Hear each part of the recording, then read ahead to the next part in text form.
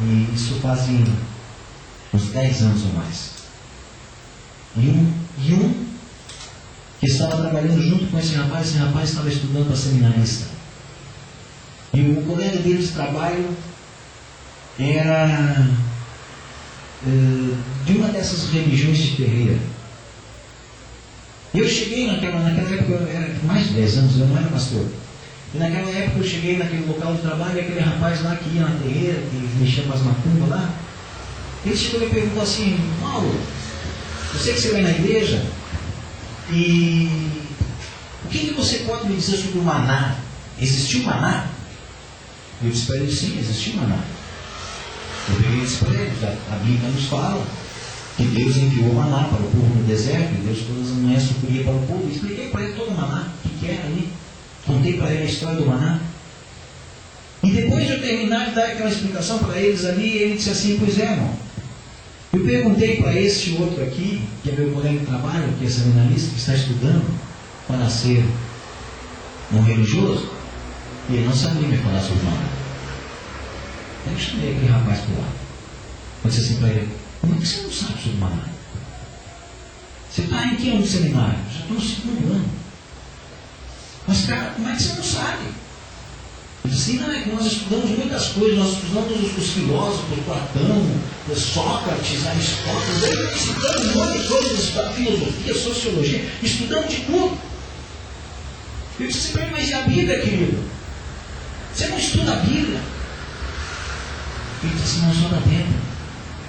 Nós não estudamos a Bíblia. A Bíblia vai ser no último semestre somente que a gente vai ter contato com a Bíblia.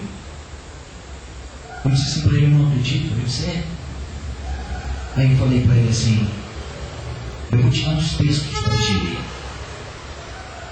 E você vai ler esses textos. Mas quando que eu vou ler? Eu disse assim para ele: o que você faz da meia-noite às 6 da manhã? Ele disse: eu durmo. Eu disse: então uma noite você para de dormir e você lê esses textos que eu dei. E eu anotei para ele, fiz umas anotações daquele texto e passei para ele. E daqui a alguns 2, 3 dias eu fui novamente naquele trabalho. E eu cheguei lá no trabalho e fui lá para ver.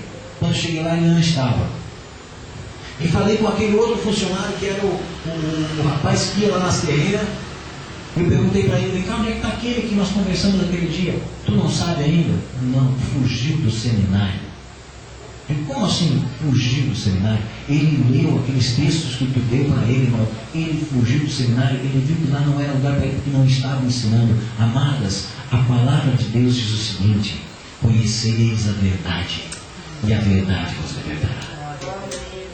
Deus fala contigo, amada, pela verdade. Deus fala contigo pela palavra de Deus. É por Ele. Queridos, vocês já me conhecem aqui. Tem 2 pessoas que estão me conhecendo hoje. Mas as outras irmãs já me conhecem. Eu não sou de ficar pulando muito aqui na frente. Eu não sou muito de ficar animando aqui na frente. Não sirvo para isso. O que eu fui chamado por Deus é para ensinar a palavra. Por quê? Porque eu creio que se você aprender o que a palavra de Deus quer te ensinar, você não vai precisar de injeção de ânimo, de você vir no domingo de noite, o pastor te botar uma pilha tremenda aqui, para você iniciar a semana, e você inicia segunda-feira, e vai terça-feira um pouquinho, talvez mais fraco, quarta-feira vai diminuindo, quinta-feira vai diminuindo no ritmo, quando chega no sábado você está no bagaço, e não vê a hora de chegar no domingo, para chegar na igreja, para o pastor te dar mais uma injeção de ânimo, e você começa a... Não. Eu quero ensinar para você a palavra de Deus, para você mesmo se abastecer na palavra de Deus, aprender o que Ele tem para te ensinar, e você ser liberto pela palavra, em nome de Jesus. Então eu quero dizer, em primeiro lugar, Deus fala contigo através da palavra dele. Leia. Faça a volta com Deus. Deus, eu vou ler 3, 4, 5 capítulos. Eu cheguei em um tempo, amados, não estou fazendo isso mais hoje, mas teve um tempo atrás que eu escutei um ministro do Senhor falando, e eu fiz um propósito, eu lia 20 capítulos por dia. Eu comecei a ler 20 capítulos da Bíblia por dia. Aí durante um tempo eu li aqueles 20 capítulos. Agora eu terminei de ler essa semana aí, e o diabo tentou me prejudicar mesmo, porque até teve um acidente lá. quando eu sentei na rede para ler os últimos capítulos do Antigo Testamento. Eu disse para você, terminar de ler o Antigo Testamento. E sentei na rede, caiu a rede.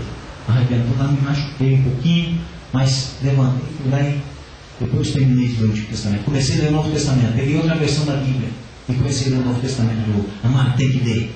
Tem que ler a palavra do Senhor, porque cada vez que você lê, você se alimenta. Cada vez que você lê, você aprende uma coisa diferente. Ele fala contigo através da palavra. Amém? Então, se você está esperando que Deus fale com você, como Deus falou com Samuel. Quando Samuel estava lá, junto com Eli, com o sacerdote Eli, Deus começou para ele: Samuel, Samuel. Talvez a gente está esperando lá em casa, sentadinho numa cadeira, esperando Deus dizer: Mauro. Quem sabe Deus está doido para pegar um pedaço de pau e na cabeça e falar: é a Bíblia, cara. Eu quero falar contigo.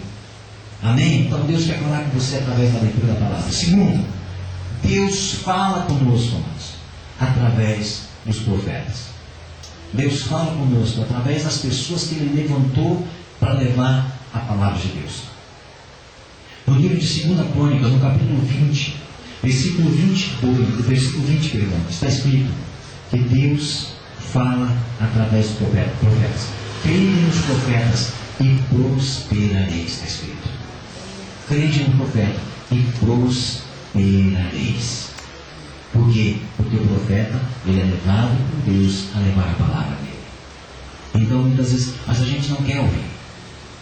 Muitas vezes a gente quer ouvir somente coisas boas.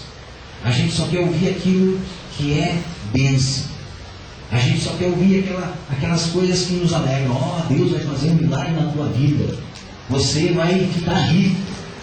Deus vai fazer isso, Deus vai fazer aquele outro lá. E a gente não quer ouvir quando Deus diz: olha, abre o teu olho, te cuida. E quando nós vemos na palavra, amados, os profetas de Deus, eles iam para os reis, iam para as autoridades, iam para o povo de Jerusalém, o povo de Israel, e levavam palavras tremendas. E eles chegavam lá e diziam: arrependa-te, o povo vai ser escravo, nós vamos ser escravos. Ele ia junto, ele estava no meio.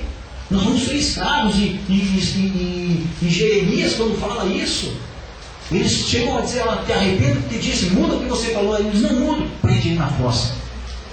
E assim era, o profeta pagava, o profeta sofria, mas o profeta falava. E aqueles que ouviam o que o profeta falava eram aqueles que iam alcançar uma vitória. Aqueles que não ouviam eram os que eram os cativos e os derrotados. Então Deus fala conosco através do profeta. Deus fala conosco através de um culto, onde você vem aqui, você ouve uma mensagem, Deus fala com você. É uma forma de Deus falar.